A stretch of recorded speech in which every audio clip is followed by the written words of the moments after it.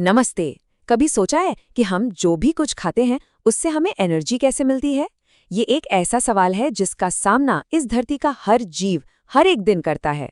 तो चलिए आज इसी रोमांचक सफर पर निकलते हैं और समझते हैं जीवन के इस ईंधन के बारे में। सुनने में ये सवाल बड़ा सीधा-साधा लगता है ना?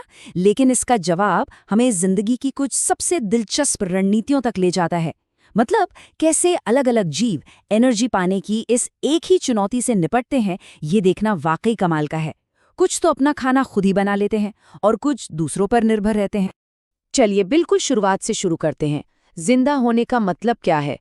वो क्या चीज है जो एक पत्थर को एक पौधे से अलग बनाती है?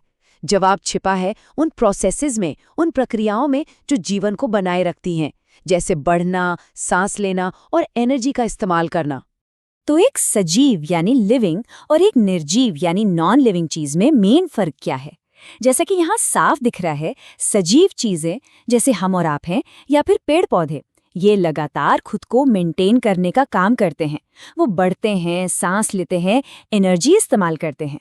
जबकि एक निर्जीव चीज, मान लीजिए एक चट्टान, वो बस है।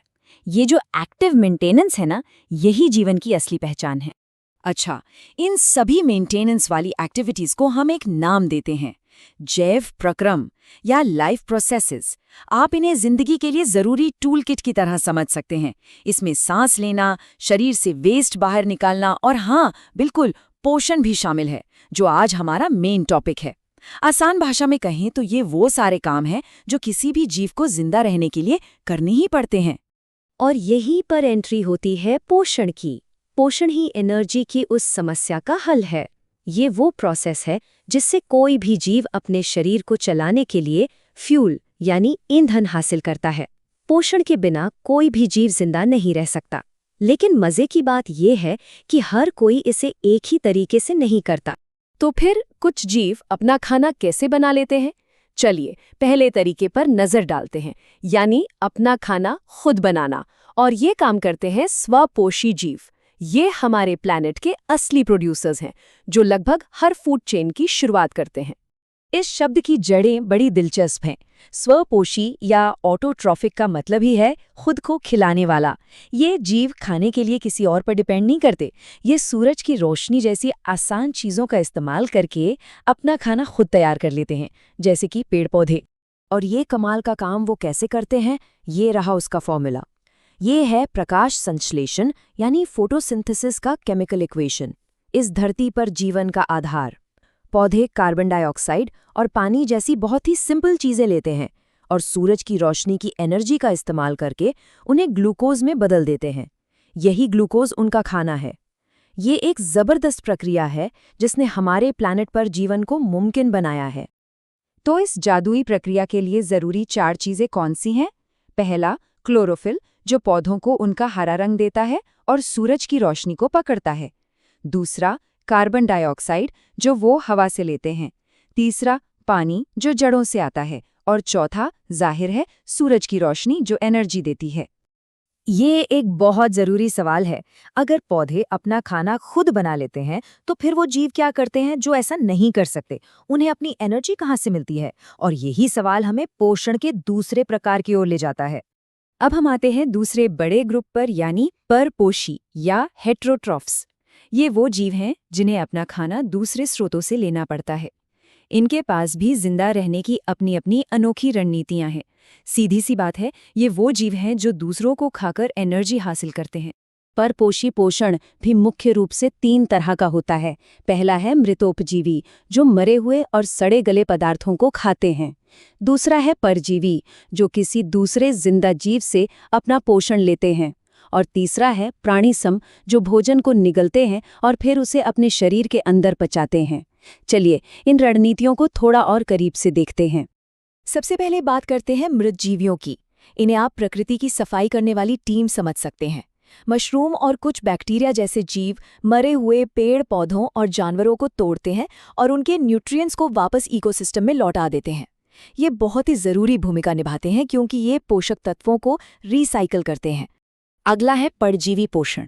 ये एक बिल्कुल अलग स्ट्रैटेजी है।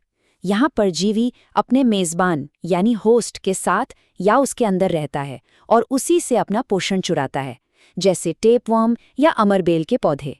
ये एक ऐसा रिश्ता है जिसमें एक को फायदा होता है और दूसरे को नुकसान। परजीवीवाद भी एक बहुत सफल स्ट्रैटेजी है और धरती पर लाखों परजीवी प्रजातियां मौजूद हैं। और आखिर में आता है प्राणी संपोषण यानी होलोजोइक न्यूट्रिशन। होलोजोइक का मतलब है जानवर की तरह पूरा खाना। ये निगलो और पचाओ वाली स्ट्रैटेजी है। ये वही तरीका है जो अमीबा जैसे छोटे जीव भी अपनाते हैं और हम इंसान भी। ये पोषण का सबसे आम प्रकार है। यहाँ हम इसे एक्शन में देख सकते हैं। बाईं तरफ एक अमीबा अपने नकली पैरों या सूडोपोड्स को खाने के चारों ओर फैलाकर उसे निगल रहा है, और दाईं ओर एक पैरामीशियम अपने छोटे छोटे बालों जैसे सीलिया का इस्तेमाल करके खाने के टुकड़ों को अपने अंदर खींच रहा है। ये दोनों ही प्राणी संपोषण के बहुत सरल और बेहतरीन उदाहरण हैं। चलिए अब प्राणी संपोषण के सबसे रिलेटेबल एग्जाम्पल पर चलते हैं, यानी हमारा अपना शरीर। हम आपको अपने पाचन तंत्र के एक छोटे से टूर पर ले चलेंगे। ये एक ऐसा सफर है जो हमारे खाए हुए हर निवाले के साथ होता है, और ये एक अविश्वसनीय रूप से जटिल और कुशल सिस्टम है। जानते हैं खाना हमारे शरीर के अंदर कितना लंबा सफर तय करता है? ये है उस सफर का नक्शा, मानव आहार नाल। ये एक लंबी घुमावदार ट्यूब है जो मुंह से शुरू होती है और शरीर के दूसरे छोर तक जाती है। खाना इसी रास्ते से गुजरता है और इस दौरान वो टूटता है और एब्जॉर्ब होता है। ये सफर शुरू होता है मुंह से। हमारे अलग अलग तरह के दांत खाने को छोटे छोटे टुकड़ों में तोड़ते हैं। साथ ही हमारी लार में मौजूद एंजाइम केमिकल डाइजेशन शुरू कर देते हैं। मतलब पाचन का काम खाना पेट में पहुंचने से पहले ही शुरू हो जाता है। एक बार जब हम खाना निगल लेते हैं तो वो सिर्फ ग्रेविटी की वजह से नीचे नहीं गिरता, बल्कि एक प्रोसेस होता है जिसे क्रमानुकुंचन या पेरिस्टाल्सिस कहते हैं। जैसा कि आप देख सकते हैं, ये मसल्स का एक वेव जैसा मूवमेंट है जो खाने को फूड पाइप से नीचे और पेट में धकेलता है, ठीक वैसे ही जैसे हम ट्यूब से टूथपेस्ट निकालते हैं। पेट एक कमाल का अंग है। ये एक मिक्सर की तरह काम करता है और खाने को मथता है। ये हाइड्रोक्लोरिक एसिड भी छोड़ता है जो खाने के साथ आए कीटाणुओं को मारने के लिए काफी होता है। और यहीं पर पेप्सिन नाम का एक एंजाइम प्रोटीन को तोड़ना शुरू करता है। और अब आता है ग्रैंड फिनाले, छोटी आंत। असली जादू यहीं होता है। लिवर और पैंक्रियास से आने वाले एंजाइम्स की मदद से खाना पूरी तरह से पच जाता है और फिर वो सारे जरूरी पोषक तत्व आंत की दीवारों से सोखकर खून में भेज दिए जाते हैं ताकि हमारे पूरे शरीर को एनर्जी मिल सके। ये हमारे पाचन तंत्र का सबसे जरूरी हिस्सा है। तो अगली बार जब आप कुछ खाएं तो उस अविश्वसनीय सफर के बारे में सोचिएगा जो वो खाना हमारे शरीर के अंदर करता है, और उस बड़ी कहानी के बारे में भी जो हमें सूरज की रोशनी से जोड़ती है। ये सोचने पर मजबूर करता है ना कि हम अपने शरीर को किस तरह का ईंधन दे रहे हैं।